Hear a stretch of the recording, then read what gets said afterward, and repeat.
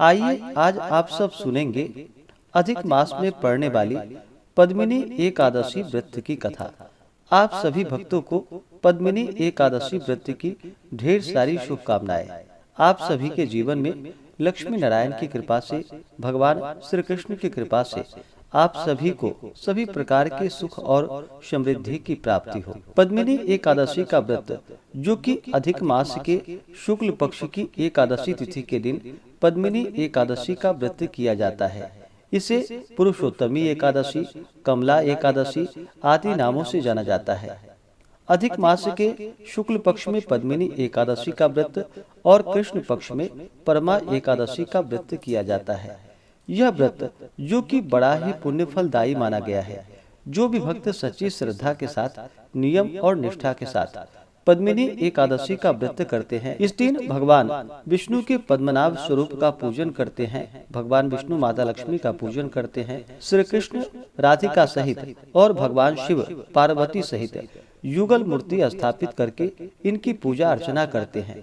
इससे व्यक्ति के सभी प्रकार के पापों का नाश होता है तथा यह सभी प्रकार के मनोरथों को सिद्ध करने वाली है। इस व्रत के प्रभाव से प्राणी सभी बंधनों से मुक्त हो जाता है, संसार सागर से पार होकर स्वर्ग को प्राप्त करता है। तो आइए सुनते हैं पद्मिनी एकादशी व्रत की कथा। तो बोलिए प्रेम से भगवान विष्णु की जय, माता लक्ष्मी की जय, श्री राधा कृष्ण की जय, एकादशी माता की जय। एक समय की बात है, एक बार महाराज युधिष्ठिर ने भगवान श्री कृष्ण से कहा, हे जनार्दन, अब आप कृपा करके अधिक मास अर्थात मल मास के शुक्ल पक्ष की एकादशी के व्रत की कथा सुनाइए।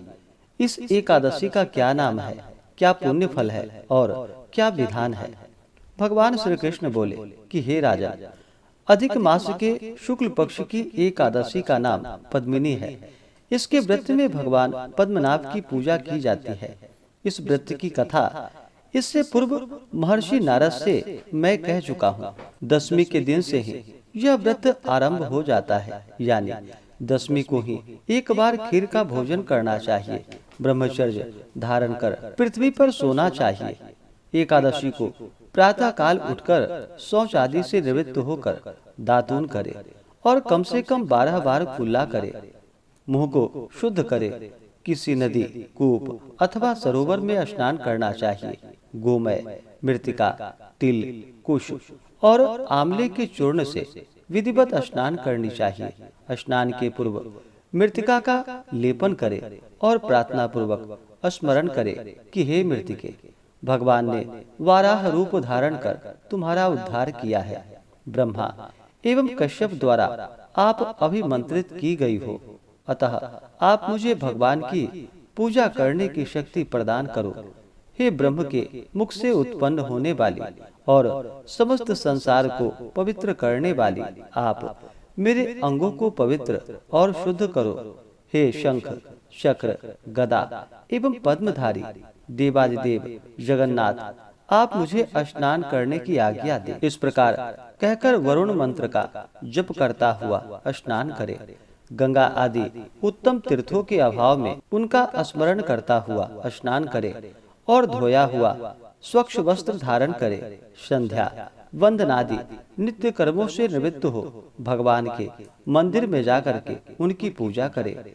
राधिका सहित भगवान की स्वर्ण प्रतिमा अथवा शंकर सहित पार्वती की स्वर्ण प्रतिमा का विधिवत पूजन करे।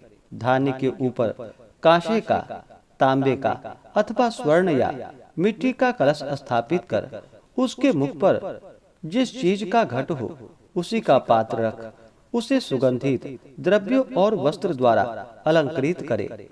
तब उसके ऊपर भगवान की प्रतिमा स्थापित कर विधिवत पूजन करे। पुष्प, गंध और ऋतु फलों का यथाशक्ति नैवेद्य लगावे और फिर भगवान के सम्मुख रात भर जागता हुआ नृत्य करे।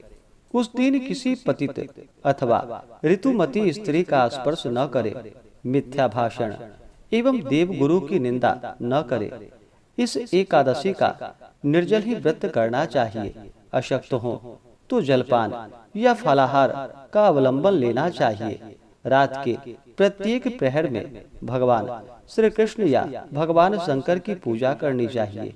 पहले प्रहर में नारियल का फल, दूसरे प्रहर में बिल्व फल, तीसरे प्रहर में सीताफल और चौथे प्रहर में पुंगी फल अर्पण करनी चाहिए।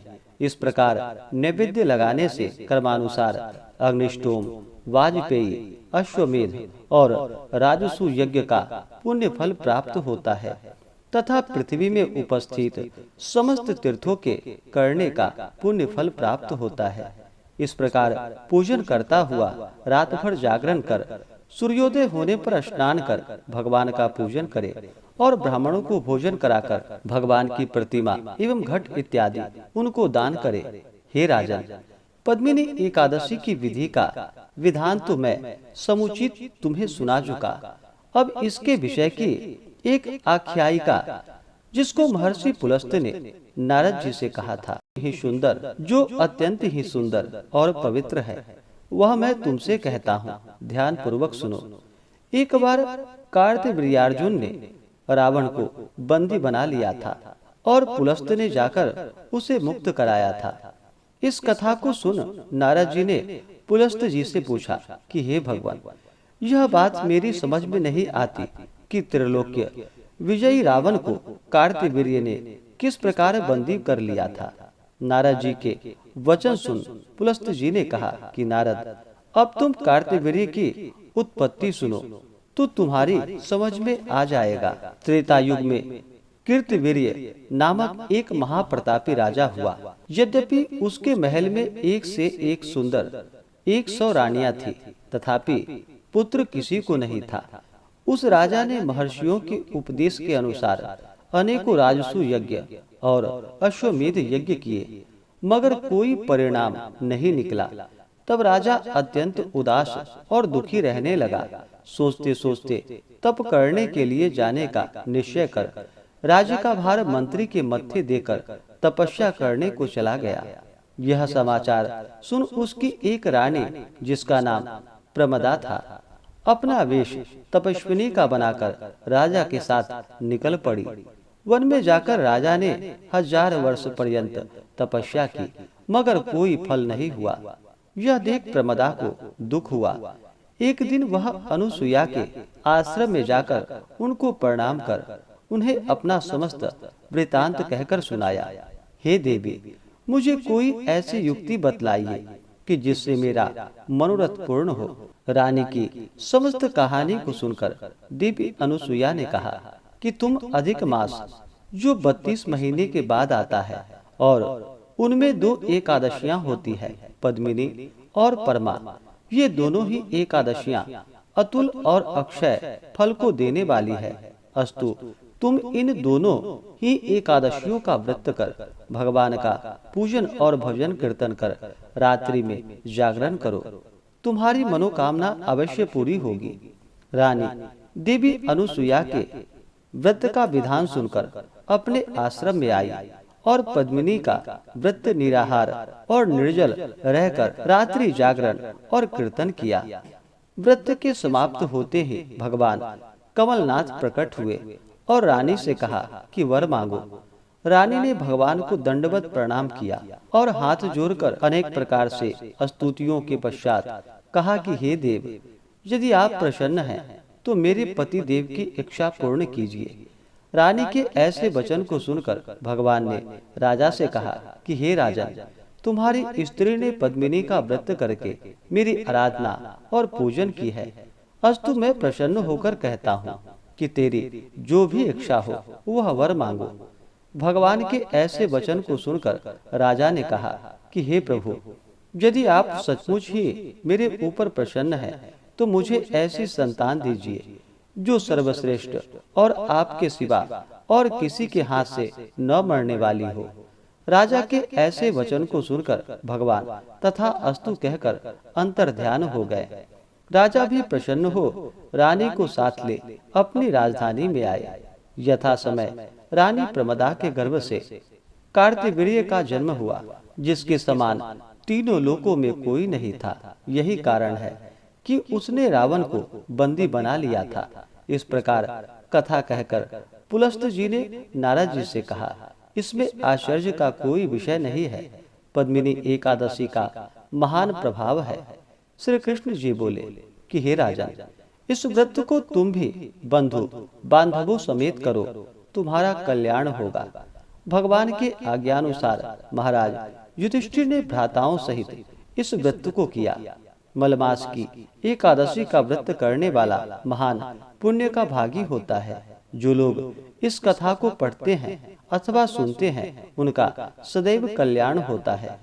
तो बोलिए प्रेम से भगवान विष्णु की जय, माता लक्ष्मी की जय, एकादशी माता की जय। इसी प्रकार से जो भी भक्त सच्ची श्रद्धा के साथ, नियम और निष्ठा के साथ पद्मिनी एकादशी का व्रत करते हैं, इस दिन भगवान विष्णु, माता लक्ष्मी, भगवान श्री राधिका सहित कृष्ण का पूजन करते हैं, भगवान शिव, माता पार्वती का पूजन करते हैं, उनके सभी प्रकार के पापों का नाश होता है तभी तथा सभी प्रकार के मनोरथ सिद्ध होते हैं। तो आशा करता हूँ कि यह जानकारी आपको अच्छा लगा हो। ऐसे ही ज्ञानवर्धक जानकारियाँ प्राप्त करने के लिए हमारे इस चैनल पे अगर आप नए हैं तो चैनल को लाल बटन दबा करके सब्सक्राइब करें, साथ में बेल आइकन घंटी को दबाएं ताकि मेरे वीडियो का नोटिफिकेशन आपको समय से मिलता रहे।